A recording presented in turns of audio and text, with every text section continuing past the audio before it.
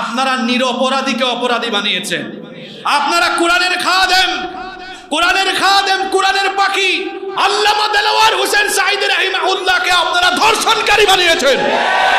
তাকে আপনারা অন্যায়ভাবে হত্যা করেছেন। নিরপরাধী মানুষকে আপনারা ফাঁসি দিয়েছেন। অনেক মজলুমকে আপনারা, অনেক নিরপরাধীকে ফাঁসির কাস্টে ঝুলিয়েছেন। আপনারা চোখের পানি ঝরিয়েছেন আল্লামা আহমদ শফী রাহিমাহুল্লাহ, চোখের পানি ঝরিয়েছেন জুনাইদ বাবুনগরী, চোখের পানি ঝরিয়েছেন এদেশের বহু আলেমের। তাদের চোখের পানি ঝরানোর কারণে আজ আপনাদের উপরে এই গজব নেমে এসেছে।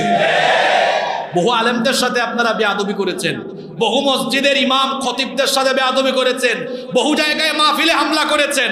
আমার উপরেও গত কয়েক বছরে 10-12 বার হামলা হয়েছে, 10 থেকে 12 বার হামলা করা হয়েছে।